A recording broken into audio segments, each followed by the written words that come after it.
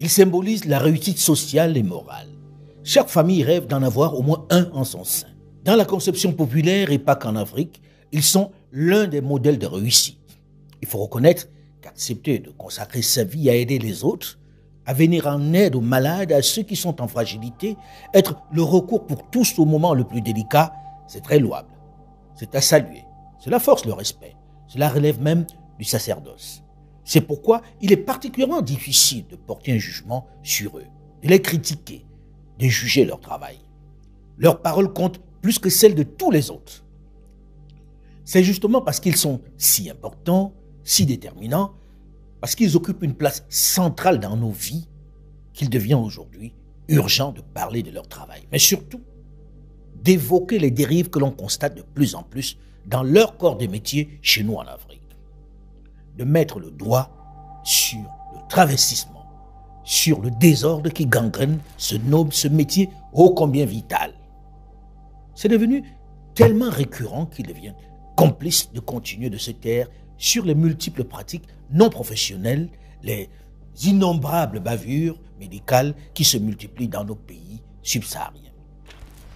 Doit-on se taire lorsqu'un médecin chargé de vous opérer pour enlever le rein cancéreux droit vous extrait plutôt celui sain de gauche, vous condamnant de fait à une mort certaine?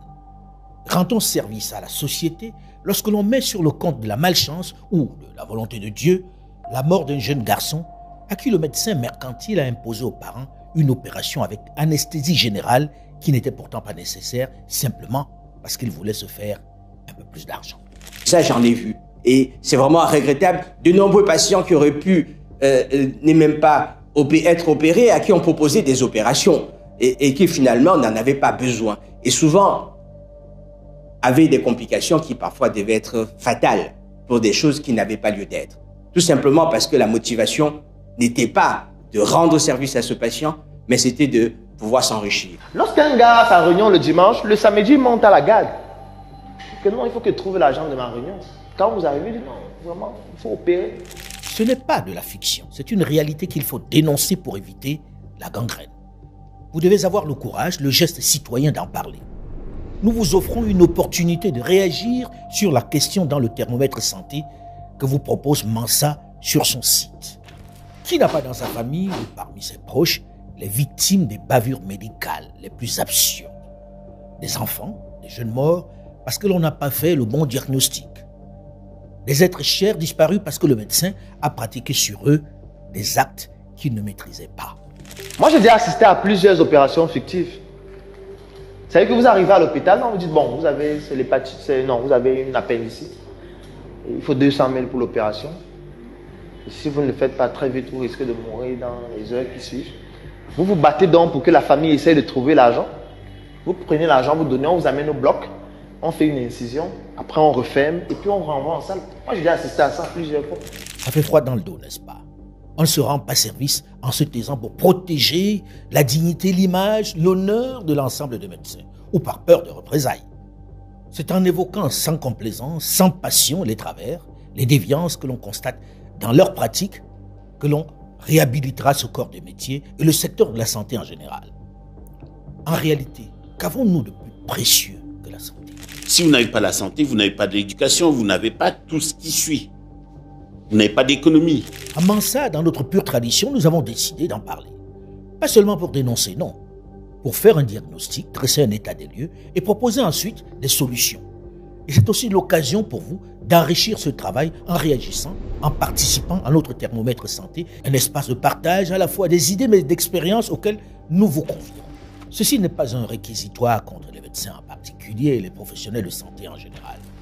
Mais il faut avoir l'honnêteté de dire que lorsque l'on entre dans un de nos hôpitaux en Afrique, c'est toujours le cœur serré parce que tant de drames se jouent dans ce lieu. D'une simple grippe, on peut repartir les pieds devant, sans avoir le temps de comprendre. Comme ce diabétique, venu de lui-même pour un pansement après un banal accident de la route, décédé 1 heure après parce que le médecin-chef de la clinique a eu la brillante idée de lui mettre une perfusion de glucosé pour pouvoir gonfler la facture, sans jamais lui poser la question de savoir ses antécédents ou ses allergies. Il en est mort.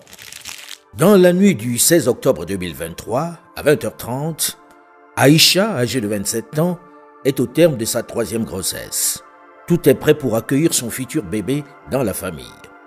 Elle ressent les premières contractions et sait, parce qu'elle en a désormais l'habitude, que le moment est venu de se rendre à la maternité de son quartier pour l'accouchement. Accompagnée de son époux, elle s'y rend avec à la fois un sentiment de joie de découvrir son bébé et une pointe d'inquiétude parce qu'elle sait qu'un accouchement, c'est la guerre des femmes, avec tous ses risques, comme on dit en Afrique. Dès son arrivée dans cette maternité de proximité, le diagnostic d'un accouchement à risque est posé. Elle est donc aussitôt orientée vers le service des urgences du plus grand hôpital de la ville pour une prise en charge appropriée. Dans ce 2e hôpital, le premier diagnostic est confirmé. On lui prescrit une ordonnance pour aller acheter les médicaments nécessaires à sa prise en charge. Son époux est obligé de l'abandonner à l'hôpital pour aller acheter les médicaments dans l'une des pharmacies de garde de nuit. Entre-temps, le cas d'Aïcha s'est aggravé. Se sentant affaiblie, elle pousse des cris de détresse. « Donc vous allez me laisser mourir, donc vous allez me laisser mourir », répète-t-elle à plusieurs reprises face à l'indifférence du personnel médical. À 3 heures du matin, Aïcha décède peu de temps seulement avant le retour de son époux qui a enfin pu trouver les médicaments qui lui ont coûté la somme de 50 000 francs CFA. Le médecin doit prescrire quelque chose qui se trouve à l'hôpital. Mais on va vous donner une ordonnance à 22 heures. Le garde malade, ce n'est pas lui qui a de l'argent. Le financier, parce qu'on est dans un état où il n'y a pas la CSU jusque-là. Donc le financier est ailleurs. Donc le malade n'aura pas son médicament ce jour-là. Il faut attendre peut-être le lendemain. Or, c'est un médicament essentiel, utile. Le malade va mourir. Ou alors, d'ailleurs même, quand on a finalement amené les médicaments, c'est déjà tellement tard que finalement, le médicament n'est pas utilisé. Moi, je n'ai jamais compris pourquoi dans quasiment tous les hôpitaux du Cameroun, si ce n'est tous les hôpitaux du Cameroun, 80% des prescriptions des médicaments sont achetés dans des pharmacies à l'extérieur. Oh, vous êtes malade, vous êtes même en réanimation. Dans une réanimation au Cameroun, le médecin vous prescrit quand même des médicaments qu'il fallait acheter. Alors que l'hôpital, la pharmacie de l'hôpital est censée avoir les médicaments essentiels. Comme Aïcha en Afrique subsaharienne, toutes les 3 minutes, c'est une mère qui meurt en couche. Et toutes les minutes, c'est 5 enfants âgés de moins de 5 ans qui meurent. Oui, pour 50 000 francs CFA et le manque d'éthique et de déontologie professionnelle, Aïcha et son bébé sont morts, laissant derrière elle 2 orphelins. Alors que notre élite en Afrique subsaharienne dépense chaque année, tenez-vous bien, l'équivalent de 7 hôpitaux de référence pour se soigner à l'étranger par les évacuations sanitaires, contribuant ainsi au développement de l'économie et du système de santé des autres pays, au détriment de leur propre nation et de leur propre population. Cette histoire d'Aïcha est réelle et vécue par notre docteur Roger Moyomogo. Mais ce type de tragédie, vous en avez certainement écouté des centaines, voire des milliers d'autres dans votre entourage, tant ces drames de notre temps sont récurrents. Souvenez-vous cette histoire de cette autre femme enceinte éventrée devant la maternité d'un hôpital du Cameroun, l'hôpital Lakintini qui m'a vu naître il y a une 60aine d'années. Monique Koumatekel, 31 ans, est sur le point d'accoucher et les choses se présentent mal. Elle est conduite dans des conditions dantesques à l'hôpital Lakintini à Douala au Cameroun. Plusieurs membres de la famille l'y accompagnent. Et Rose les rejoint en moto-taxi. Commence alors une véritable partie de ping-pong entre les différents services hospitaliers. Première étape, les urgences. Logique. Allongée sur la banquette arrière du taxi, Monique Koumatekel semble inconsciente, mais elle est enceinte, alors c'est du ressort de la maternité. Elle y est envoyée par un concours de circonstances rocambolesques, une funeste méprise. Elle est conduite plutôt à la morgue, avant qu'elle ne soit redirigée ensuite à la maternité. Ici, comme de tradition, dans de nombreuses maternités, pourtant à large majorité féminine, l'accueil du personnel médical est glacial. On déclare Monique sans l'avoir examinée morte et on les renvoie à la morgue. En l'absence de certificat de décès, la morgue ne peut les accueillir. L'employé de la morgue s'étonne qu'on veuille y installer une femme enceinte dont le fœtus donne visiblement encore des signes de vie. Sa place est normalement à la maternité. La famille y retourne. Nouvelle supplique adressée au personnel. Nouveau refus au motif, cette fois, que l'unique bloc opératoire du service est déjà occupé. Rose Taquet ne peut contenir sa colère à l'évocation de cette infirmière, insinuant qu'elle tente peut-être de maquiller un crime et lui intimant l'ordre de quitter les lieux avec ses bêtises.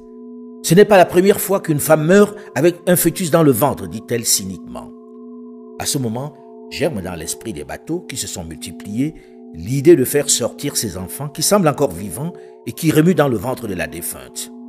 Manque d'oxygène certainement. On envisage même l'usage d'un simple couteau pour ouvrir rapidement son ventre. Il est même question, dans la panique, de mettre à contribution l'employé de la morgue. Mais il se déclare incompétent. Il va néanmoins suggérer l'utilisation d'un bistouri qu'ils vont prestement acheter à la pharmacie de l'hôpital pour la modique somme de 200 francs CFA, 30 centimes d'euros. Elle achète également une paire de gants. Rose a choisi de pratiquer son opération devant les portes closes de la maternité, au cas où le nouveau-né aurait eu besoin d'oxygène, dit-elle. Oui, Monique est éventrée devant des badauds, mais également les infirmières hilars qui sortent leur portable pour filmer cette scène. Les 2 enfants ne vont pas survivre à cette opération du désespoir.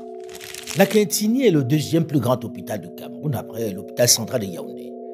Ironie du calendrier, le drame s'est joué moins d'1 mois après l'inauguration, le 22 février, de la maternité Ashanti-Diamant entièrement rénovée, présentée par le ministre de la Santé comme une unité de pointe destinée à faciliter la prise en charge des femmes enceintes et des nouveau-nés.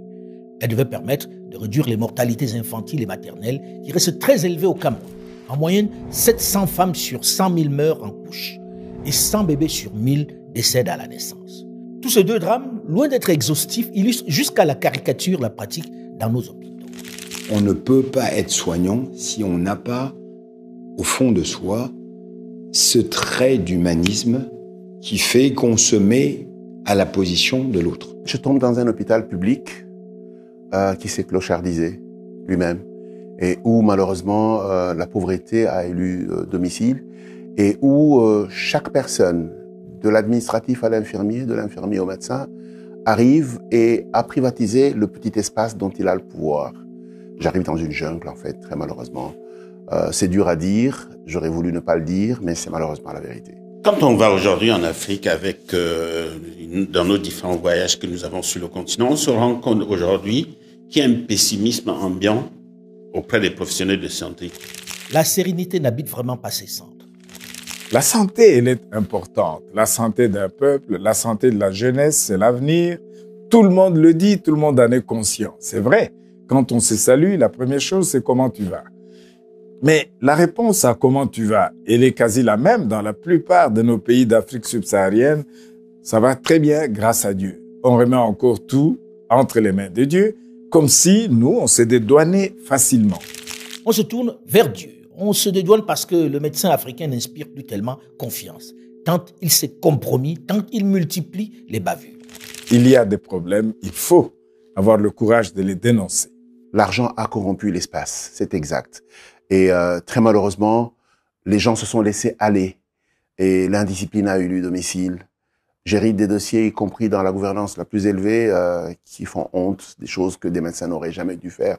Mais c'est malheureusement ça la situation.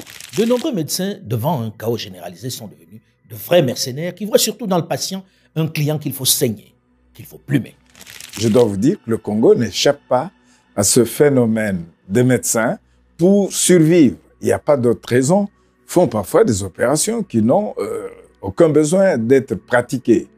Et avec en cela qu'on a peu de procès contre la médecine commerçante, etc., ben écoutez, ça permet à certains jeunes véreux de faire parfois du n'importe quoi. Il y a des collègues médecins qui sont généralistes et chacun d'eux a au moins 6 cachets. Il a le cachet où il est neurologue, il a le cachet où il est gynécologue, il a le cachet où il est pédiatre, il a le cachet où il est ophtalmologue, en fonction du patient qui vient. Et du coup, il consulte à 10 000. Dès que la consultation finit, il vous donne un diagnostic très compliqué. Vous avez le syndrome de Munchausen. Le stress commence. Mais le syndrome de Munchausen, c'est encore quoi? Il dit que pour confirmer le diagnostic, il faudrait qu'on fasse un examen. Mais on ne fait pas l'examen ici. Le seul endroit où on fait cet examen, c'est à Yaoundé, au centre Pasteur. Mais pour ne pas vous compliquer la tâche, on a un service d'acheminement des échantillons. Donc on va vous prélever, on va faire analyser là-bas. Et puis vous aurez les résultats sous une semaine. Vous êtes dans la détresse. On vient de vous donner un diagnostic, vous n'avez jamais entendu le nom là quelque part. Vous demandez, doc, l'examen c'est combien? On vous dit c'est 50 000. Quand vous payez 50 000, ils ont une infirmière qui vous prélève. Et dès qu'on vous prélève, ils ont les faux imprimés du centre Pasteur, les faux cachets, les faux reçus. On vous fait un faux résultat et on vous donne une semaine après. Moi, j'ai vu plusieurs fois des patients, des professionnels. Au début, c'était un peu choquant de voir que face à un patient, ce qui compte, c'est d'abord ce qu'il va en gagner. Et là, on n'est vraiment plus dans la médecine. On est dans une autre dimension de rapport entre le professionnel et là, on va dire plutôt un client qu'un patient. Parlons de la RDC, qui est mon pays aujourd'hui. Le médecin est totalement sous-payé. Ce qui fait de lui, finalement, un commerçant. Un des vrais problèmes de la santé en Afrique, ce n'est pas le matériel, c'est même pas une question d'argent, c'est d'abord et avant tout une conscience et une éthique de la part des professionnels de santé. La place de l'argent est vicieuse et elle perturbe tous les rapports. Figurez-vous que certaines de ces opérations chirurgicales non justifiées ont entraîné des décès, simplement parce que le médecin voulait se faire un peu plus d'argent. Comme cette dame à Niamey qui a mal aux pieds, qui va sans béquille sur ses deux jambes voir le médecin qui lui propose une infiltration, sans examen préalable, une décision sans appel. Il faut dire qu'ici, au sud du Sahara, le choix du médecin ne se discute pas. Il sait forcément ce qu'il fait. Le patient qui ose l'interroger est le plus souvent rabroué. « Vous voulez m'apprendre mon travail ?» dit-on. Parmi les qualités humaines du médecin, c'est savoir se remettre en cause, savoir être humble. Qui oserait mettre en doute le savoir, la science du médecin au regard des années d'études qu'il a fait? On ne se plie au diagnostic et au choix de son médecin. C'est ce qu'a fait cette dame qui souffrait simplement d'arthrose. Un jour après son infiltration faite tambour battant, sans examen préalable, la dame mourait dans des douleurs atroces. Et bien sûr, comme de tradition, la famille évoque la volonté du bon Dieu et s'en remet à sa décision. Le médecin n'est jamais interrogé sur les raisons de la disparition du proche. Dieu a décidé que c'est ainsi que le proche allait partir. C'est ce qu'on dit. D'ailleurs, ce qui se passe ici, nous avons ce qu'on appelle des réunions de concertation pluridisciplinaire. C'est quoi? On part du principe que si on vous découvre une maladie cancéreuse, c'est grave. C'est très grave. Eh bien, si on ne veut pas de perte de chance, il faut que tout soit précis. Et quand on dit précis, c'est probablement relu une deuxième fois. Sans que cela ne soit dans l'intention de froisser le premier expert. Donc, tous les examens qui sont faits dans cette situation, nous avons des réunions hebdomadaires où nous nous remettons avec un radiologue. Le médecin dans l'environnement subsaharien joue d'une impunité totale. Le médecin véreux, la brebis galeuse, peut faire ce qu'elle veut en toute impunité. Pour ce qui me concerne, pour avoir été dans plusieurs pays en Afrique, au Congo, au Rwanda, au Tchad, au Cameroun, pour ne citer que ces exemples, je pense qu'on devrait, à un moment donné, envisager, penser à probablement une réorganisation et une responsabilisation des malades et des soignants. Parce qu'il n'y a pas de compte rendu, il ne rend pas de compte à une société qui lui demande de ce compte. Donc, comme il ne rend pas de compte à la société ou il ne pense pas qu'il doit le faire, il se sent quasiment imbu de tous ses pouvoirs. Il a presque l'impression qu'il n'a de compte à rendre qu'à lui et à Dieu, alors que c'est au patient et à la société qu'il doit rendre des comptes. Si il y a un cadre dans lequel il peut évoluer avec le sentiment qu'il doit rendre des comptes à ses patients et à la société, je vous garantis que tous ces actes et ces gestes seront bien mesurés et pesés parce qu'il y a ce compte à rendre aux patients et à la société et sa déontologie se fera naturellement et l'éthique et la conscience professionnelle accompagnera ces actes. On ne peut pas exercer dignement, on ne peut pas exercer déontologiquement sans avoir, comme si on n'avait pas de compte à rendre. On a mené une étude qui montre que plus de 45% des césariennes qu'on fait aux femmes qui sont enceintes ne servent à rien. Moi, je parle de... Parce que quand on parle, vous avez l'impression que c'est dans l'espace et que ça ne vous concerne pas. Vous arrivez à l'hôpital, vous êtes enceinte, vous pouvez accoucher par voie basse, mais on essaye de trouver des raisons pour que vous passiez à la césarienne. Parce que ça fait en sorte que le médecin a des quotas à chaque fois qu'on vous opère et que l'hôpital fasse plus d'entrées. On a eu affaire à des praticiens qui étaient vraiment très consciencieux. C'est peut-être un cas très particulier, que ce soit à Yaoundé ou à Douala, où les choses se sont vraiment bien passées. On a gardé même de très bons contacts avec ces praticiens. Comme quoi, dans tout cet écosystème-là, il y en a qui restent très professionnels et très sérieux dans ce qu'ils font. Je pense que dans l'immense majorité des cas, nous avons des soignants consciencieux. Nous avons des soignants qui ont des pratiques déontologiques, et ce qui est toujours remis un petit peu, à mon sens, en avant, mais qu'il faudrait combattre, c'est ces gens qu'on appelle couramment des brebis galeux dans des troupeaux. Certainement. Ils sont un certain nombre, malgré le manque de moyens, malgré l'absence de plateau technique de qualité, à opérer des miracles dans des conditions dantesques. Dans des cadres lunaires, avec presque rien, ils sauvent des vies, laissant même souvent admiratifs leurs collègues occidentaux. Ici, il n'y a ni scanner, ni radio. C'est avec son seul stéthoscope qu'il peut faire un diagnostic.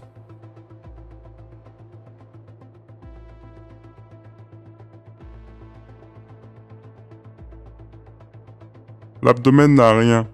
C'est un hémothorax. La rate qui est là. En quelques palpations, le médecin est sûr de lui. L'hémorragie n'est pas située dans le ventre, contrairement au diagnostic d'Alain et Maria. C'est le poumon. C'est simple, on va ponctionner. Je suis bluffée, hein. Sans scanner, sans IRM, sans rien, et de façon très précise. Vous auriez pu faire ce diagnostic? Toute seule? Non, jamais. Sans rien? Toute seule en brousse, là? Non. Vous l'auriez détecté avec toutes les machines. Oui, mais c'est de la triche.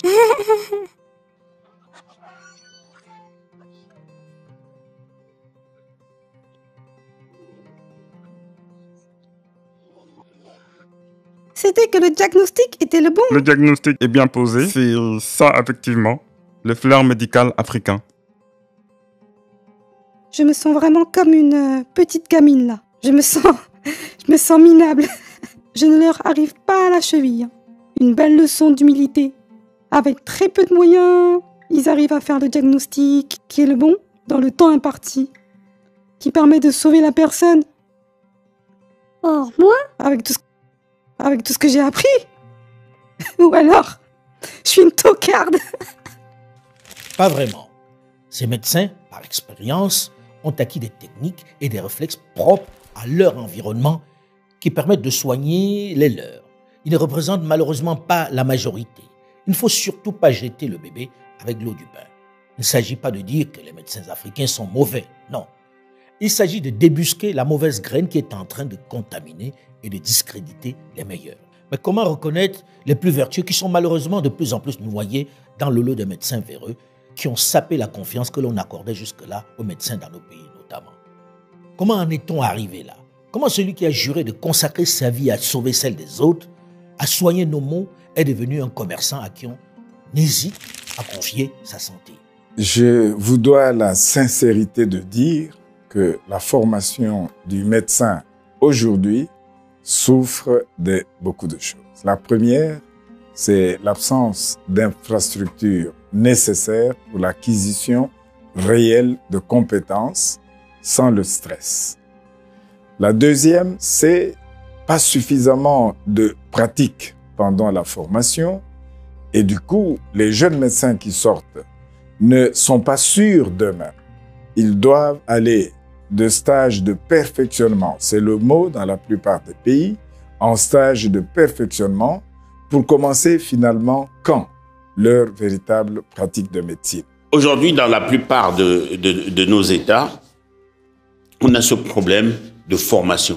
La formation laisse parfois à désirer parce que au moment de la formation, on voit très bien qu'il y a une sorte de prolifération de centres de formation sans avoir forcément les moyens adéquats pour pouvoir produire des compétences et des professionnels adéquats. Ça, c'est un fait.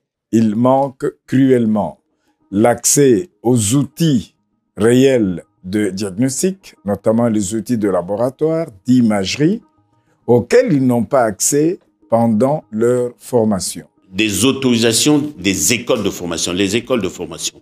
Comment sont autorisées ces écoles de formation? Est-ce qu'il y a des organismes de contrôle de ces écoles de formation? C'est vrai que dans nos nombreux pays subsahariens, notamment francophones, on a vu se multiplier des écoles de formation de médecins qui n'avaient pas toujours les compétences, mais surtout les installations, les plateaux techniques pour former de façon pratique les nombreux étudiants qui se bousculent à l'entrée. Les écoles où les conditions d'admission sont des plus fantaisistes, où l'étudiant pendant toute sa formation n'a pas de stage et n'ingurgite que des connaissances théoriques, sans pratique. C'est plus grave que vous ne l'imaginez. C'est un crime contre l'humanité, ce qui se passe à la faculté de médecine de Douala. Et je parie que ce n'est peut-être qu'à la faculté de médecine de Douala. Vous avez beaucoup de médecins là qui sont dehors aujourd'hui, qui sont sortis, qui ne sont pas des médecins. Et l'absence surtout dans la plupart d'institutions, des laboratoires de simulation qui permettent l'acquisition de compétences avec le stress en moins, font qu'il y a quand même des problèmes dans la formation du médecin aujourd'hui. Effectivement, quand on sort avec un déficit de formation d'une formation, il y a des étudiants, on voit dans des universités qui font tout leur cursus sans avoir vu un malade ou un appareil qui est censé être utile dans sa pratique. Parce qu'il n'y a pas assez de centres de formation pratique, parce qu'il n'y a pas assez des outils pédagogiques et à la fois techniques pour pouvoir accompagner ces formations. Donc du coup, ils sortent parfois avec une théorie un peu limite, mais ils ont quand même un certain fond théorique. Mais sur le plan de compétences réelles, effectivement, parfois et même très souvent, il y a des déficits. Même ici en Occident, dans toutes les pratiques médico-techniques, on crée ce qu'on appelle des seuils de pratique. Ok? On sait que si un chirurgien qui pratique de la cancérologie digestive ne fait pas ou ne travaille pas dans une équipe qui fait plus de 30 colectomies, c'est-à-dire 30 opérations du gros intestin par an, il ne sera pas à mesure de prouver sa capacité à gérer des situations. N'oublions pas qu'en médecine, ce qui est simple, on le fait facilement, mais on travaille dans l'hypothèse d'avoir des situations compliquées. Quand vous êtes membre d'un jury de thèse, vous voyez un étudiant vous présenter son travail, vous demandez s'il a eu un encadreur. Et il va sortir médecin. Non seulement il a fait l'école buissonnière, et que même dans les stages à l'hôpital, un coup il vient, un coup il ne vient pas. Il ne va jamais au cours magistraux à la faculté. Donc il ne connaît pas grand-chose, mais il va sortir diplômé. Et c'est lui qui va vous soigner. Absolument. Et la théorie elle-même, comme je disais, souffre quand même des manques criants d'outils réels qui doivent accompagner cette théorie. Je suis enseignant-professeur à la faculté de médecine de Douala. Est-ce que vous savez que le taux d'absentéisme des étudiants frise les 80%? C'est-à-dire que dans une promotion de 100 étudiants, quand vous avez 20 qui viennent à votre cours, vous êtes content. Et ça, c'est pour tous les cours, tous les enseignements, tous les enseignants. C'est comme ça là que ça se passe. Aucun médecin ne peut aujourd'hui pratiquer sa première appendicectomie sur un être vivant, qu'il la fasse sur un mannequin. Des erreurs sur le mannequin, ça n'a pas de conséquences. Mais lorsqu'ils sont formés et lorsqu'ils sont équipés en laboratoire de simulation, ils acquièrent des compétences théoriques, certes, pratiques également, avec le stress en moins. On a été tous formés. Mais quand on est formé, c'est comme l'auto-école. On vous apprend les principes de bonne conduite. Mais si derrière, vous ne conduisez pas assez, le nombre d'heures de conduite conditionne votre efficacité ou votre expertise dans tel ou tel autre domaine. Je pense qu'aujourd'hui, c'est le cas. Beaucoup de praticiens formés en Afrique n'ont pas un nombre de patientèle suffisant pour pouvoir exercer et acquérir de l'expérience par rapport à la théorie qu'ils ont appris à l'école. Est-ce que vous savez qu'à la faculté de médecine de Douala, depuis des années, il y a une mafia de thèse? Au-delà de la formation qui, c'est clair, n'est pas de qualité, en tout cas pas à la hauteur, pour les raisons évoquées, le manque d'infrastructures, la multiplication des écoles de formation pas toujours équipées, pas toujours homologuées, le manque de laboratoires et bien d'autres éléments que nous avons énumérés, Il y a aussi un autre phénomène. Certains de nos médecins diplômés, depuis des décennies, ne sont jamais retournés à l'école pour update leurs connaissances. Ils sont encore pour beaucoup dans la vieille médecine aux doigts mouillés. Ils continuent de scruter vos yeux pour voir si vous êtes anémié, vos ongles pour déterminer si vous avez la jaunisse. Toute poussée de fièvre pour eux est un paludisme. Certains continuent même de pratiquer des chirurgies d'une autre époque, comme si le temps s'était arrêté depuis l'obtention de leur diplôme de médecine. Après 10 ans, on a oublié tout ce qu'on a étudié, devient pratiquement suranné avec la vitesse d'évolution et de formation à travers le monde. Et surtout de mettre en avant ce qu'on appelle les formations médicales continues. Elles sont essentielles, elles sont importantes, elles sont, à mon avis, le garant. Le médecin doit être à jour de ses connaissances. On ne vit pas qu'avec ce qu'on a appris à la formation initiale. On progresse tous les jours. Et on doit remettre en cause toutes les formations acquises au départ et surtout s'adapter à l'évolution de la science et de la technologie. La plupart ont été formés ici comme nous. Et aujourd'hui, ils ont du mal à pouvoir exercer convenablement avec du matériel dernier cri ou du matériel convenable pour soigner confortablement leurs patients. Je vous dis qu'en République démocratique du Congo, par exemple, avec l'ordre de médecins, on n'y est pas encore arrivé, je dois vous l'avouer. On insiste sur l'organisation par les facultés de médecine de la formation continue du médecin. Et nous, ici, en Europe, où on est installé et où on y travaille, tous les 2 à 3 ans, nous avons des cycles de formation continue qui nous permettent de repartir, revoir certaines bases, de choisir certaines disciplines où, par exemple, vous n'avez pas assez exercé. Comme je vous disais, si vous ne pratiquez pas assez, quelque part, vous perdez la main, comme on le dit. Donc, il faut, de temps en temps, qu'il y ait des cycles de mise à niveau qui permettent aux médecins de se rendre compte, parce qu'il suffit que vous soyez dans une zone rurale où vous avez moins d'exigences en termes de telle ou de demande, en termes de telle ou de telle pratique. Et avec le temps, n'ayant pas exercé, vous perdez la main. Mais ceci ne veut pas dire que vous n'êtes pas compétent. Tout simplement, il faut exercer. Et les formations de mise à niveau pourraient être une solution à ce problème-là. Quelqu'un qui opère une appendicite une fois par an n'est pas habilité à faire ces gestes, ne doit pas avoir l'habilité de le faire. On doit pouvoir mettre, par exemple, des critères d'exiger qu'il doit en faire au moins une 50aine pour continuer à le faire.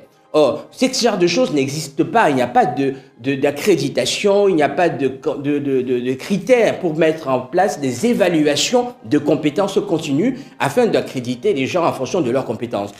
Dans le même temps, dans cette liste malheureusement trop importante de médecins incompétents, figurez-vous, on compte aussi certains qui ont été formés en Occident ou dans les grandes nations qui, revenus au pays, adoptent les mêmes pratiques affairistes. Ils sont au moins aussi corrompus que leurs confrères formés sur place, dont nous avons parlé jusque-là. Et effectivement, la compétence parfois acquise ailleurs est parfois diluée, entre guillemets, je dis bien entre guillemets, dans une sorte de médiocrité ambiante. Paradoxe frappant tout de même, lorsque l'on sait que de nombreux hôpitaux en Europe et aux États-Unis d'Amérique ne fonctionnent que grâce aux médecins africains qui y sont en nombre et qui s'illustrent par la qualité de leur travail dans un environnement très sélectif, très concurrentiel. Ils sont des milliers comme le docteur Prissy Kamchouin, le docteur Roger Mogo, le docteur Mekontso et bien d'autres qui opèrent et sont courus par des grands centres hospitaliers. Des compétences qui sont très demandées. Et ils sont d'ailleurs encore nombreux aujourd'hui à être courtisés par des nations comme le Canada qui viennent les chercher même jusque sur le continent. Depuis plusieurs années, le professeur Adotevi s'attelle à développer un vaccin anti-cancer universel, l'UCP-Vax. Encore en essai, mais déjà déployé dans 15 centres en France, ce vaccin anti-cancer est un vaccin thérapeutique. C'est-à-dire que contrairement au vaccin préventif, il aide les patients à lutter contre un cancer déjà déclaré en stimulant leur système immunitaire. Après toute la chimio que j'ai fait, il y a 5 cellules qui étaient venues au poumon. J'ai fait des rayons. Il y en a 3 cellules qui ont été brûlées par les rayons. Et les 2 autres qui n'ont pas été brûlées, ils ont été sur le foie. Et c'est pour ça qu'on m'a fait le vaccin. Et ça, le vaccin, il les a détruit, ces cellules cancéreuses? Oui. j'ai plus rien. Je suis en rémission depuis 3 ans. Encore normalement 2 ans de rémission. S'il n'y a rien au bout de 2 ans, c'est fini, je suis guéri. Ah, vous avez vos résultats sont là. Avant le vaccin, vous n'aviez aucune réponse contre le cancer, je dirais. Vous n'avez pas de défense immunitaire contre le cancer. Et depuis qu'on a commencé, vous êtes positif. Et là, juste qu'aujourd'hui, vous avez des cellules immunitaires contre le cancer qui sont chez vous. Je peux vous dire que merci. Mais merci à vous nous avoir fait confiance également. Des exemples patents, sans ambiguïté, qui montrent bien que la question n'est pas l'origine du médecin. Il est au moins aussi doué que les autres. Il n'a aucun complexe à avoir. Mais dans le même temps, comment expliquer qu'il soit si brillant en Occident et que certains, une fois arrivés en Afrique, versent dans la corruption et à peu près que quelques autres teignent de médecins locaux? Comment expliquer ce paradoxe qu'ils soient si peu consciencieux, si souvent discrédités, dévalorisés dans leur pays et si demandés et efficaces là-bas? À la vérité, si l'on peut faire autant de reproches à nos médecins, si l'on peut leur faire toutes ces critiques d'incompétence, d'être plus mus par l'argent, on doit avoir l'honnêteté de reconnaître la part de responsabilité plus criarde de nos dirigeants, du système vis-à-vis d'eux. Le mal est visiblement systémique. Notre société, son modèle organisationnel a justement fait ce qu'il ne fallait pas faire. Il a clochardisé les seules personnes qui sont censées s'occuper de notre santé, comme tu l'as dit tout à l'heure. Et je crois que le vice est dans le fruit. Et mon point de vue est simple, c'est qu'il faut refaire le logiciel. Aujourd'hui, pour être médecin, en France, en Europe, l'école harmonisée, il faut déjà faire 6 ans de tronc commun, 6e année, et à l'issue de 6e année, la médecine générale est devenue une spécialité. Vous avez 2 années pour devenir médecin général. Vous savez, je suis dans un hôpital public, il a 3 types de rémunération. La première, c'est le salaire que l'État congolais donne de manière régulière à ses médecins. Il n'est pas très élevé, il n'est pas réellement acceptable pour un médecin, mais à côté de ça, l'État congolais donne des primes, qu'on appelle les primes des risques. Et en 3e lieu, l'hôpital, qui génère des revenus, est censé donner un complément de paiement. Et je peux encore me plaindre, ou ils peuvent se plaindre du fait que le salaire et les primes que l'État paye ne sont pas à la hauteur, mais l'hôpital a la capacité de pouvoir générer de l'argent et le répartir correctement. C'est là-bas que les médecins ont péché. Au Sénégal, un médecin généraliste gagne normalement entre 158 000 francs CFA et 420 000 francs CFA net par mois au début de son contrat. Après 5 ans d'ancienneté, ce salaire oscille entre 244 000 francs CFA à 646 000, soit un peu moins de 1 000 euros par mois pour une semaine de 40 heures. Au Bénin, le salaire de base du médecin généraliste dans la fonction publique est d'environ 173 000 francs CFA, c'est-à-dire un peu plus de 250 euros par mois. Au Cameroun, un médecin généraliste en début de carrière gagne 248 000 francs CFA, c'est-à-dire 377 euros, alors que le loyer moyen au centre-ville ou dans la proche banlieue de Yaoundé varie entre 600 000 et 1,5 million de francs CFA. En gros, un médecin n'a même pas les moyens de se payer un loyer à proximité de son hôpital, après près d'une dizaine d'années d'études après le baccalauréat. Le médecin, les salaires de médecins ne sont pas encore réellement à la hauteur des services qu'ils rendent en Afrique. Moi, j'ai des collègues qui touchent 50 000 le mois. Ça veut dire qu'ils travaillent de lundi à vendredi. Ils font 2 gardes par semaine. À la fin du mois, on donne 50 000. Docteur en médecine, 7 ans. Le manque de conscience professionnelle qu'ils ont peut découler aussi du fait que peut-être ils sont dans un système qui ne les permet pas de pouvoir vivre aisément. C'est vrai lorsque l'on regarde les années d'études pour devenir médecin. Au-delà du travail de folie que cela implique, des années d'études, il faut reconnaître que le système a contribué à clochardiser le médecin africain, notamment francophone. Et surtout dans une société où, au-delà des énormes sacrifices consentis pour obtenir son diplôme, pèse sur lui le poids d'une immense famille qui estime qu'il a réussi et qu'il doit les porter, les instruire leurs enfants et les soigner. Le médecin est souvent la vitrine, le leader, le chef qui porte la famille. Avec un tel salaire, des revenus aussi maigres, totalement en inadéquation avec leur remarquable formation, on est en incohérence, en pleine contradiction avec leur utilité, leur rôle dans la société. À titre de comparaison, le médecin français a un salaire moyen entre 2 600 000 francs CFA et 6 millions, contre 250 000 francs CFA du médecin congolais de Brazzaville. Le médecin au Canada a un traitement qui varie entre 4 millions et 14 millions de francs CFA mensuels, contre les 173 000 francs CFA du médecin béninois, pourtant à formation et compétences égales. Quelle disparité! Ce qui explique quand même pas mal de choses, notamment leur extraordinaire fuite vers l'étranger et leur manque d'empressement à revenir au pays une fois leurs études terminées. De nombreux hôpitaux en Europe, notamment en France, en Belgique, en Allemagne, mais aussi aux États-Unis d'Amérique, grouillent de médecins africains. Et ceci dans toutes les spécialités, même les plus pointues. Des chirurgiens cardiovasculaires, des neurologues, des gastro-entérologues, et j'en passe. Donc, je suis docteur Innocenti Dadamessi, je suis spécialiste en tubes digestifs dans des maladies inflammatoires intestinales et couramment appelées hépato-gastro-entérologie. Et dans notre spécialité, qui est une spécialité centrale en médecine, parce que le tube digestif va de la bouche jusqu'à la partie terminale. Notre spécialité, dans sa pratique de tous les jours, a surtout comme objectif de pouvoir dépister et prendre en charge les maladies cancéreuses du tube digestif. Je suis le professeur Mekantou Dessap Armand. Je suis chef du service de médecine intensive réanimation au CHU Henri Mandor à Créteil, qui fait partie de l'assistance publique hôpitaux de Paris. Moi, je suis médecin et on a tout un forum de médecins camerounais voilà, où on peut échanger assez facilement. Le docteur Prissy Kamchouin, dans son cas, a poussé l'expérience plus loin, en créant en plein cœur du 14e arrondissement de Paris un centre de cardiologie, l'un des plus importants de France, qui regroupe au même endroit toutes les spécialités du cœur. Elle a réuni avec elle de nombreux médecins, dont des cardiologues africains. Et Cardiosphère ne désemplit pas. Depuis quelque temps, elle travaille à l'ouverture d'un autre centre également consacré au cœur, toujours dans la région parisienne. Dans le même temps, le docteur Prissy Kamchouin opère de façon plus pointue les cœurs dans un autre centre de la région parisienne. Rien que sur la région parisienne, on compte plus d'1 millier de médecins africains. C'est la fuite des cerveaux formés. Nos meilleurs professionnels de santé formés en Afrique ou ailleurs vendent leurs expertises sur le marché mondial de la santé à ceux qui reconnaissent et valorisent leurs compétences. Il n'est donc pas étonnant que les médecins ayant fait leurs études en Afrique francophone subsaharienne représentent le deuxième contingent de médecins étrangers exerçant en France, derrière ceux venus du Maghreb.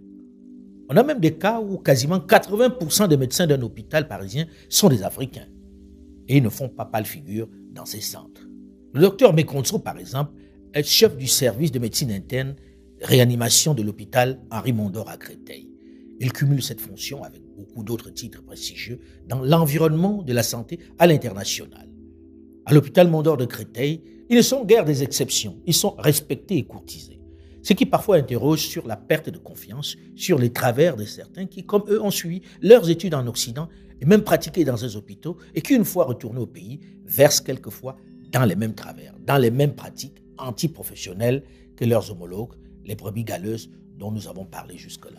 C'est un environnement. Je vais donner un exemple simple. Vous prenez un Africain qui vient d'Afrique, vous le mettez à Singapour ou à Monaco dans la rue, il va manger une banane. Et il va garder l'épluchure de banane pour marcher 100 mètres afin de trouver une poubelle dans laquelle il va la mettre. Vous prenez le même Africain en Afrique, dans un environnement qui est le sien, il va manger sa banane, il va jeter l'épluchure de banane dans la rue, à l'endroit où il va faire pipi.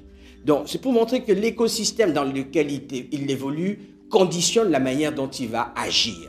Tous ces médecins, malgré leurs conditions de travail meilleures par rapport à leurs homologues africains, malgré leur salaire largement plus élevé, rêvent toujours d'Afrique. Beaucoup consacrent une bonne partie de leur temps libre à apporter gracieusement leur expertise dans les hôpitaux au sud du Sahara. On les voit sillonner les hôpitaux du continent qui, pour des opérations du cœur, de la tête, des yeux et bien d'autres spécialités. Tous ont l'Afrique chevillée au corps. Tous aimeraient soigner les leurs sur le continent. On a une diaspora médicale africaine qui est dense, qui est immense, qui est experte, qui est volontaire, qui est même prête à donner bénévolement de son temps. Mais là encore, paradoxe, incompréhension, ces médecins qui sont de recours, qui offrent très souvent gratuitement leur aide aux patients africains, n'entretiennent pas toujours les rapports les plus cordiaux, les plus confraternels avec les médecins locaux. Ils planent comme un nuage de méfiance, comme une sorte de sourde concurrence entre ceux de la diaspora qui proposent leurs services et les locaux. La nature humaine est un petit peu le complexe de supériorité chez les uns qui vivent dans des conditions où le beefsteak, c'est un problème résolu, les habits également. La simulation dont je parle, le modèle, l'encadrement, l'environnement de formation est le même. Face au médecin qui, lui, fait de l'apostolat et doit lutter tous les jours pour la survie. Ça donne des complexes, disons-le.